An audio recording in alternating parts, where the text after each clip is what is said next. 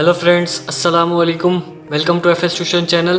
तो आज की इस वीडियो में आपको journal entries and T accounts बनाने सिखाए जाएंगे under perpetual inventory system and periodic inventory system. तो चलिए स्टार्ट करते हैं। पहले तो ये कि मैं इन दोनों का जो डिफरेंस है वो मैं इससे पहले एक वीडियो में बता चुका हूँ। तो अगर आपको वो वीडियो देखनी है तो link is in the description और अभी आई बटन पे भी शो हो रही होगी। तो अगर आप वो देखना चाहते हैं तो ज़रूर जाके देखिएगा। तो आपको इन दोनों के बीच में जो डिफरेंस है वो इजीली पता चल जाएगा। बात करें इसकी एंट्री की तो हम एक सवाल देखेंगे, फिर इसके बाद कंप्लीट डिस्कस करेंगे और इंशाल्लाह उम्मीद है कि अगर आप ये कंप्लीट वीडियो देख लेंगे तो आपको T account and general entries बनाना आ जाएंगी परपेचुअल इन्वेंटरी सिस्टम और पीरियोडिक इन्वेंटरी सिस्टम की। तो सवाल देखें। Record the following transaction in general journal under periodic and perpetual inventory system. Also prepare inventory account in skeleton T from under perpetual system. तो यहाँ पर आपको कह रहा है कि जो जनरल एंट्रीज आपको बनानी है वो perpetual inventory system and periodic inventory system की बनानी है और जो टी अकाउंट्स हैं वो आपको परपेचुअल इन्वेंट्री सिस्टम के ही बनाने हैं। हम दोनों के टी अकाउंट बना लेंगे, पीरियोडिक के और परपेचुअल के दोनों के अकाउंट बना लेंगे हम, ठीक है। तो पहले जनरल एंट्रीज बनाते हैं। तो जनरल एंट्रीज का फॉर्मेट आपको पता है, आप फर्स्ट ईयर में पढ़ चुके हो। तो वो मैं जनरल एंट्रीज का फॉर्मेट बना लेता हूँ मैं पहले।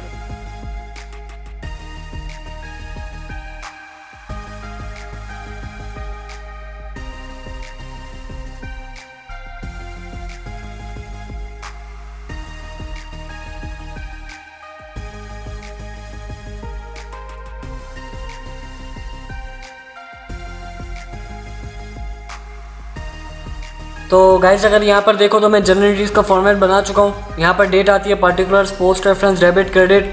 ये परपेचुअल इन्वेंट्री सिस्टम यहाँ पर रिकॉर्ड करेंगे तो यहाँ पर परपेचुअल सिस्टम की हेडिंग डाल दी। यहाँ पर देखो तो यहाँ पर भी मैंने यही किया है कि date, particulars, post reference, debit, credit and periodic inventory system की हेडिंग डाल दी और जनरल एंट्रीज डाल दी, ठीक है गाइस। अब बात करें इसकी क्वेश्चन की। तो क्वेश्चन में ये है कि purchase merchandise on account for ₹30,000। 30,000 की परचेज़ की है मर्चेंडाइज, ठीक है। तो हम यहाँ पर पहले रिकॉर्ड कर लेता हूँ, फिर मैं आपको समझाऊंगा कि क्या इन दोनों में डिफरेंस है।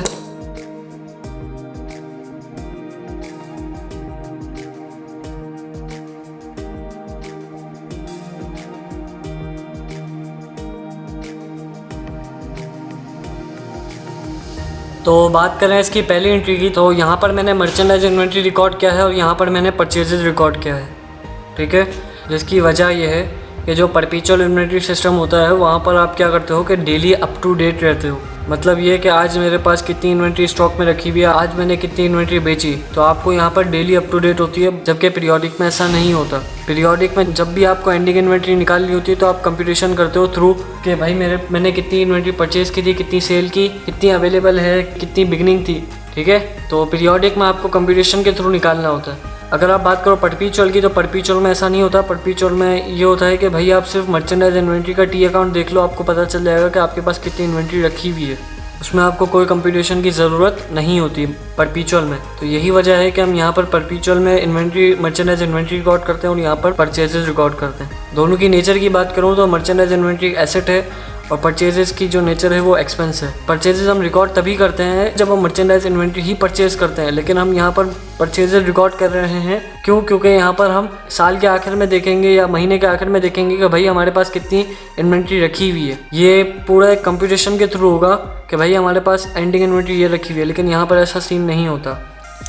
यही वजह है कि यहाँ पर हम मर्चेंडाइज इन्वेंट्री रिकॉर्ड करते हैं, यहाँ पर परचेज रिकॉर्ड करते हैं। इसकी नरेशन भी लिख सकते हो। नरेशन आपको लिखना चाहो तो नरेशन कुछ मतलब नरेशन तो आपको लिखना आती होगी। तो नरेशन ये लिख सकते हो कि purchase merchandise on account, purchase merchandise on account, यहीं पे भी सेम ही बनेगी, ठीक है। बात करें इसकी दूसरी एंट्री की तो इसकी दूसरी एंट्री में ये है कि merchandise return to supplier costing 2,000 रुपये। जो मर्चेंडाइज थी हमारे पास वो हमने रिटर्न कर दी सप्लायर को, जिसकी अमाउंट क्या थी 2,000 रुपये। तो इसकी जो 2,000 रुपये की जो इन्वेंट्री थी जो हमने परचेज की है 30,000 रुपये में से, इसमें हमने क्या करा कि 2,000 रुपये की जो इन्वेंट्री थी वो हमने रिटर्न कर दी है। 2,000 रुपये की जो इन्वेंट्री थी हमने अपने सप्लायर को रिटर्न कर दी है।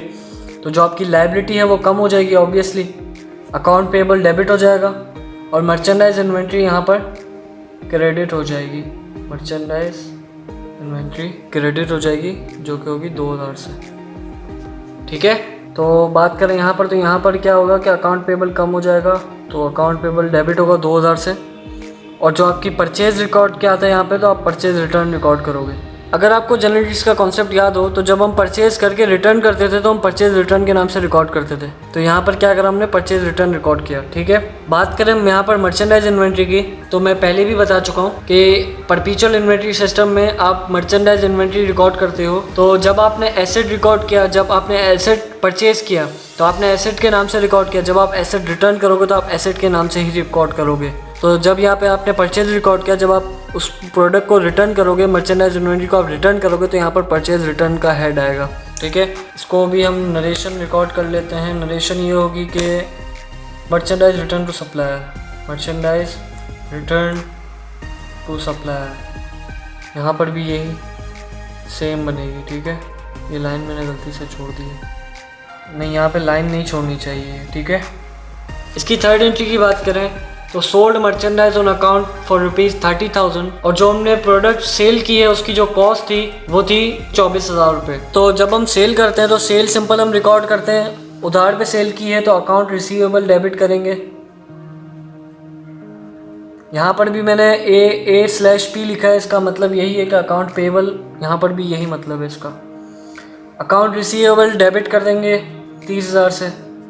30,000 आपने उधार पे माल सेल किया है तो आपका रिसीवेबल बढ़ जाएगा और सेल क्रेडिट हो जाएगी आपकी 30,000 से। यहाँ पर भी यही होगा, अकाउंट रिसीवेबल डेबिट हो जाएगा आपका 30,000 से, और जो आपकी सेल होगी वो आपकी क्रेडिट हो जाएगी 30,000 से।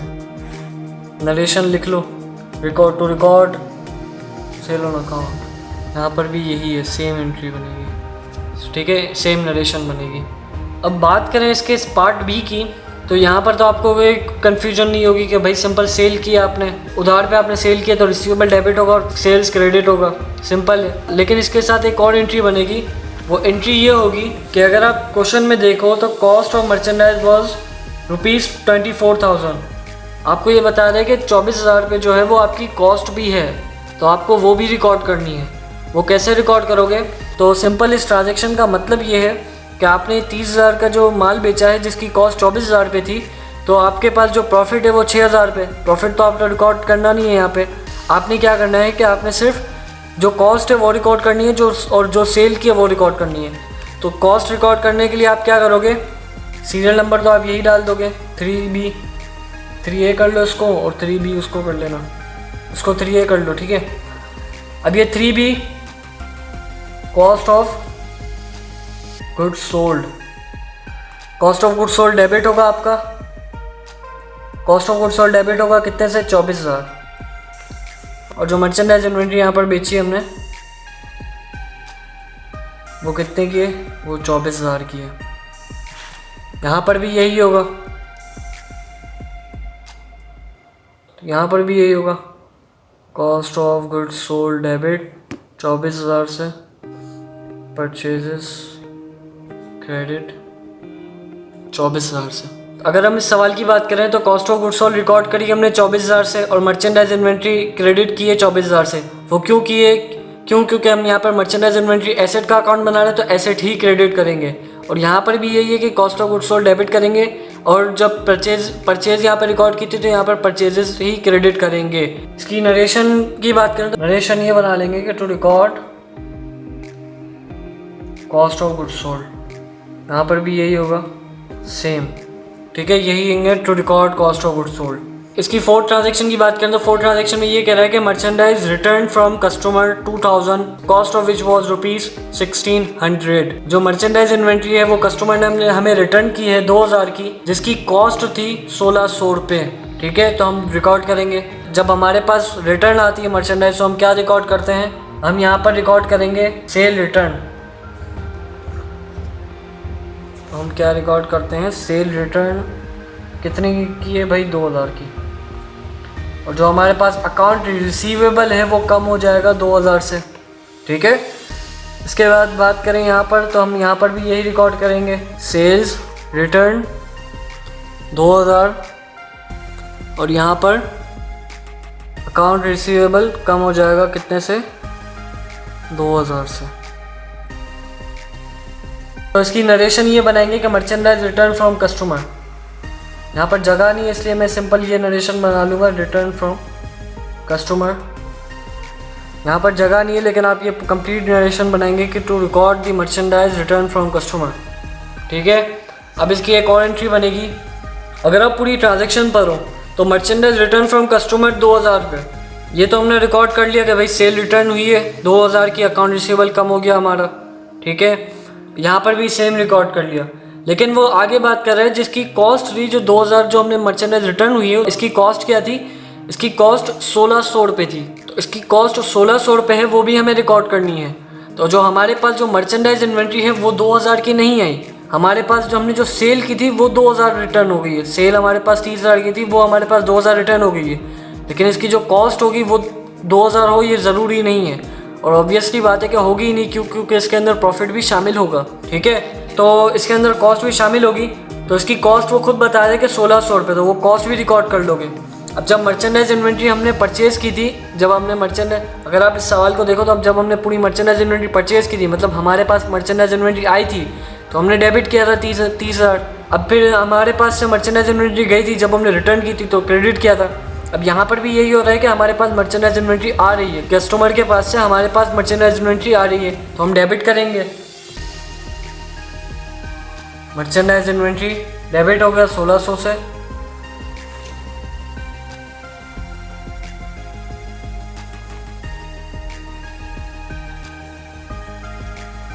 यहाँ पर भी यही होगा। अब बात करें इस एंट्री की, तो हमने क्या करा, यहाँ पर मर्चेंडाइज इन्वेंट्री डेबिट कर दिया। ऑब्वियसली बात है क्योंकि यहाँ पर हम मर्चेंडाइज, जब हमारे पास इन्वेंट्री आ रही है तो हम मर्चेंडाइज इन्वेंट्री डेबिट कर रहे हैं, और जब हमारे पास जा रही है तो हम क्रेडिट कर रहे हैं। यहाँ पर 2000 रुपये हमने क्रेडिट किया था। अब यहाँ पर हमारे पास मर्चेंडाइज इन्वेंट्री 1600 रुपये की आ गई, तो हम यहाँ पर डेबिट करेंगे। और जो कॉस्ट ऑफ गुड्स सोल्ड थी वो यहाँ पर 24,000 थी। हमने जो 30,000 की जो इन्वेंट्री बेची थी उसकी जो कॉस्ट थी वो कितनी थी? 1600 रुपये। अब यहाँ पर ये हो जाएगा कि हमने 28,000 की इन्वेंट्री हमने कस्टमर को बेची हुई है, क्योंकि यहाँ पे 2000 की इन्वेंट्री वापस आ गई है। तो अब 28,000 इसमें से इसको माइनस करेंगे तो 28,000 की इन्वेंट्री हमने बेची, जिसकी कॉस्ट थी, इसमें से इसको माइनस करेंगे तो आएगा आपके पास 22,400। तो जिसकी कॉस्ट क्या थी? 22,400 थी, तो कॉस्ट ऑफ गुड्स सोल्ड भी कम होगा। जब कॉस्ट ऑफ गुड्स सोल्ड इंकर हुई थी तो हमने डेबिट किया था, अब कम हो रही है तो हम क्रेडिट करेंगे। ठीक है, और यहाँ पर हमने परचेजेस डेबिट किया था, क्यों? क्योंकि यहाँ पर हम पीरियोडिक इन्वेंट्री सिस्टम अप्लाई कर रहे हैं। तो इस सिस्टम का आपको पता है कि हम यहाँ पर आफ्टर अ मंथ या आफ्टर अ ईयर हम एक कंप्यूटेशन करते हैं जिसके थ्रू हमें एंडिंग इन्वेंट्री पता चल जाती है, लेकिन यहाँ पर ऐसा नहीं है। यहाँ पर आपको सिंपल मर्चेंडाइज इन्वेंट्री का अकाउंट देखकर आपको पता चल जाएगा कि आपके पास कितनी इन्वेंट्री रखी हुई है और कितनी इन्वेंट्री नहीं रखी हुई। ये जो परपेचुअल इन्वेंट्री सिस्टम है वो वहाँ बेटर होता है जहाँ पर आपके पास नंबर्स ऑफ प्रोडक्ट कम होते हैं और वॉल्यूम उनका ज़्यादा होता है। मिसाल के तौर पे जैसे बाइक्स की शॉप हो गई, लेकिन यही चीज़ आप मेडिकल स्टोर में अप्लाई नहीं कर सकते। तो अब ये जनरल एंट्रीज हमारी कंप्लीट हो गई हैं, अब हम इसकी टी अकाउंट्स बनाएंगे। ठीक है, तो इसके टी अकाउंट्स की बात करें तो मैं सब हेड्स के तो टी अकाउंट्स नहीं बनाऊंगा। आपको टी अकाउंट्स बनाना तो आते ही होंगे, तो आप इस तरीके से बना सकते हैं। मैं आपको एक फॉर्मेट बता दूंगा। ठीक है, स्केलेटन फॉर्म बनानी है, हमें कोई इतना वो नहीं करना। तो सिंपल टी अकाउंट एक,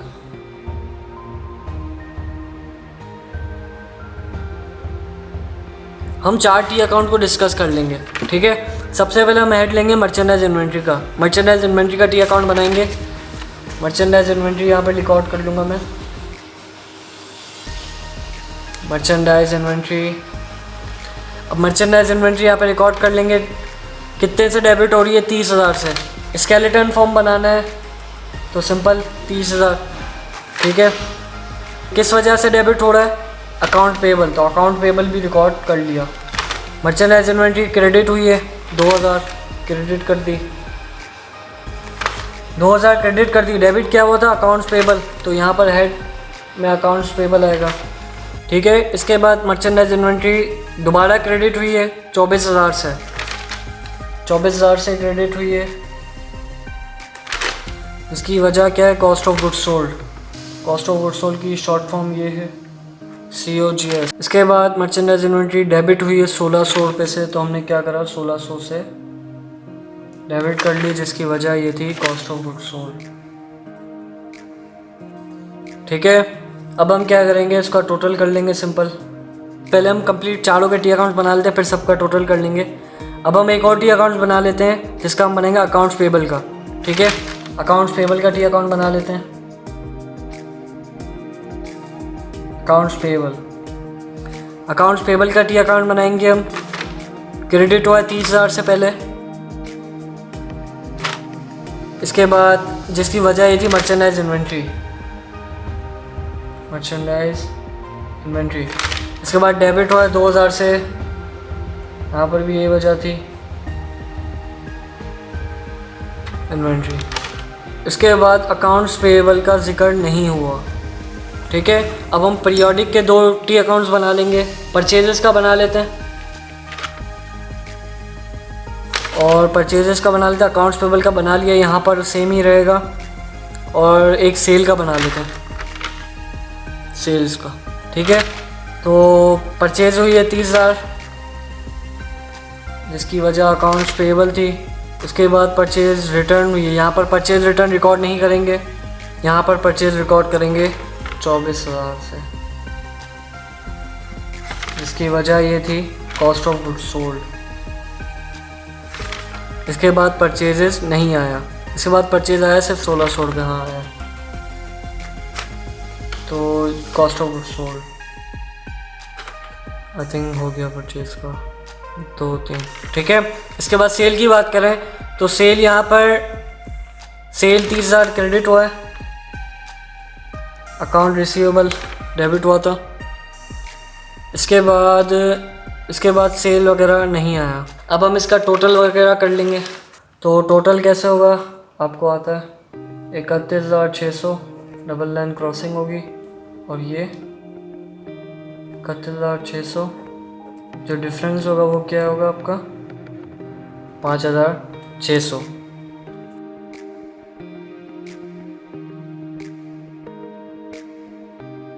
इसका हमने क्या करा कि टोटल किया और जो बैलेंस था वो हमने कैरीड फॉरवर्ड कर दिया। यहाँ पर भी यही होगा। इसको अभी मैं डिफाइन कर दूंगा अभी मैं। तो यहाँ पर हमने सबकी कैलकुलेशन कर लिया। अब हम एक एक करके इसको समझते हैं क्या सीन है। हुआ ये है कि जो मर्चेंडाइज इन्वेंट्री जब हमने परचेज़ की थी तो हमने मर्चेंडाइज इन्वेंट्री परचेज़ रिकॉर्ड कर ली, ठीक है। अब जब हमने सेल की तो सेल रिकॉर्ड कर ली, ठीक है। तो यहाँ पर हमने क्या करा, डेट वगैरह का हमने कोई डेट वगैरह तो मैंने कोई इतना लिखा नहीं है, लेकिन यहाँ पर मैं कंप्लीट वो कर चुका हूँ, सबका फॉर्मेट बना चुका हूँ। अब हम इसको इलस्ट्रेट करें तो इसका टोटल किया है मैंने, और इसके बाद जो डिफरेंस था वो आगे कैरीड डाउन किया मैंने, ठीक है। यहाँ पर भी मैंने इसका टोटल किया है और जो इसका बैलेंस था वो मैंने कैरीड डाउन किया। यहाँ पर भी यही किया और यहाँ पर भी यही किया है। तो यहाँ पर आपको मर्चेंडाइज इन्वेंट्री सिंपल पता चल रहा है इस इन्वेंट्री सिस्टम के थ्रू कि आपके पास कितनी इन्वेंट्री रखी हुई है, 5,600, ठीक है। अब हमने जो सेल और परचेज़ की थी वो एक ही सिस्टम से की थी, लेकिन यहाँ पर भी आंसर सेम आना चाहिए, लेकिन यहाँ पर आंसर सेम नहीं आ रहा। क्यों? क्योंकि पीरियोडिक इन्वेंट्री सिस्टम है। ये आपको मंथ के आखिर में या साल के आखिर में एक कंपटीशन करनी पड़ेगी, जिसके थ्रू आपको एंडिंग इन्वेंट्री पता चल जाएगी। यहाँ पर आपको डेली अप टू डेट, या आज का दिन मैंने जनरल एंट्रीज बनाई, आज मैंने टी अकाउंट बनाया, आज मुझे पता चल रहा है कि मेरे पास इतनी इन्वेंट्री रखी हुई है, लेकिन यहाँ पर इतनी इन्वेंट्री नहीं रखी हुई है, हालांकि मैंने सेम एंट्रीज बनाई हैं, ठीक है। मैंने इसीलिए सेम सवाल लिया था कि आपको इजीली समझ में आ जाए। अकाउंट्स पेबल की बात करें तो अकाउंट्स पेबल का टी अकाउंट तो आपको बनाना आता है कि भाई क्रेडिट किया था, क्रेडिट किया, डेबिट हुआ था तो डेबिट कर दिया था, और उसके बाद जो बैलेंस था वो कैरीड डाउन हो जाएगा। अकाउंट्स पेबल का तो आपको टी अकाउंट बताया कि भाई जब हमें किसी से पैसे लेने थे 30,000 तो हमने 30,000 क्रेडिट किया था। अब जब 2,000 नहीं लेने, कम हो गए, तो अब हमारे पास जो बैलेंस है वो 28,000 है। हम 28,000 रुपये की जो लायबिलिटी है वो क्लेम कर सकते हैं कस्टमर से। परचेजेस की भी बात करें तो परचेजेस का भी यही था कि हमने जितनी परचेज़ की थी उतनी रिकॉर्ड की, बेची वो रिकॉर्ड की, इसके बाद जो हमारे पास माल रिटर्न आया वो रिकॉर्ड कर लिया, और फिर हमारे पास जो बैलेंस है वो अब कितना है 7,600। सेल की बात करें तो सेल हमने 30,000 की सेल की थी, ठीक है। इसके बाद कुछ रिटर्न आया था, लेकिन हमने जो हेड यूज़ किया था वो सेल रिटर्न यूज़ किया था, तो हम यहाँ पर टी अकाउंट में नहीं शो करेंगे। हमारे पास सेल कितनी हुई है, 30,000 सेल हुई है, और 30,000 सेल में से जो बैलेंस होगा वो ही कैरीड डाउन होगा, ठीक है गाइज। आई होप आपको ये वीडियो समझ में आई होगी। अगर इस वीडियो से रिलेटेड कोई क्वेश्चन वगैरह हो तो आप कमेंट कर सकते हैं। मिलते हैं अगली वीडियो में। अल्लाह हाफिज़।